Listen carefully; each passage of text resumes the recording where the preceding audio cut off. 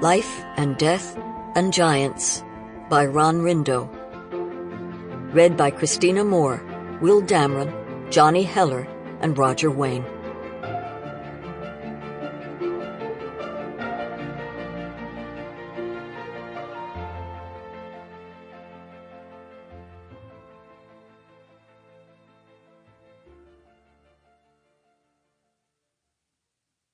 For Jenna.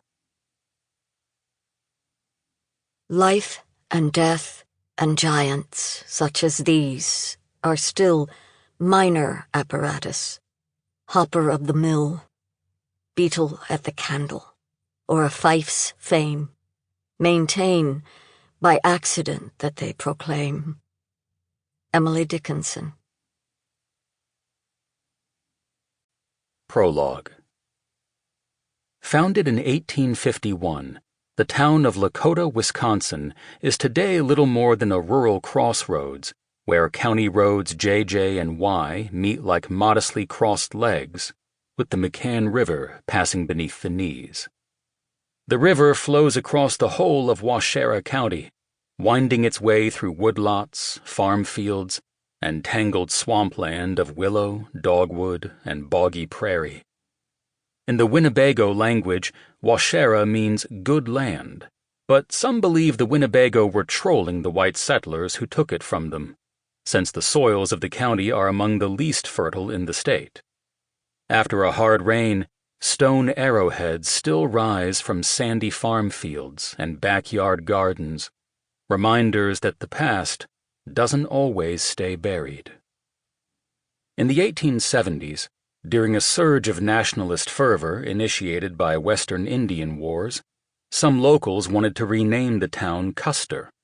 That motion was soundly defeated when an old conjurer with one eye and raven hair rose to say the land would be cursed if they renamed it for someone who'd had his ass handed to him by a mob of screaming savages.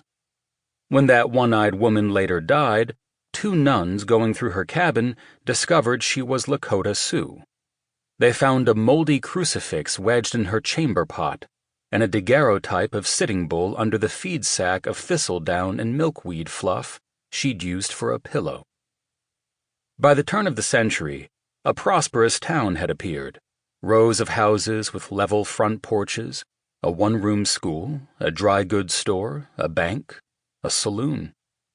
Much of the money came from virgin pine, clear-cut and transported by rail to Chicago. When the trees were gone, the money left with them, and most of those who stayed scratched out a living on farms. Then the Dust Bowl came, 10 years of drought sandwiched around the Great Depression. People ate their cattle and chickens, then their horses, then their dogs. Slowly, then all at once, Lakota went under. Most of the houses burned when lightning set fire to the marsh. In time, any structures spared by that fire succumbed to water, the emperor of rot and decay, leaving only stacked stone foundations, crumbling and overgrown by vines and brambles. Today, the only buildings at the Lakota crossroads are a rustic tavern called Shaken Not Stirred, popular with the locals, and behind it, across a sandy field brightened by ox-eye daisies in summer, a small Quonset hut set back in the woods, like a giant silver grub, where the National Guard stays during training exercises. From the tavern's gravel parking lot, someone with a decent arm could throw a rock and skip it across the stone bridge on County JJ, which is so narrow only one car can cross it at a time. On occasion, someone petitions the County Board of Supervisors to widen the bridge to 2 lanes. In response, the town chair simply asks everyone present to raise a hand if they have ever encountered a car coming from the other direction. No hands ever go up.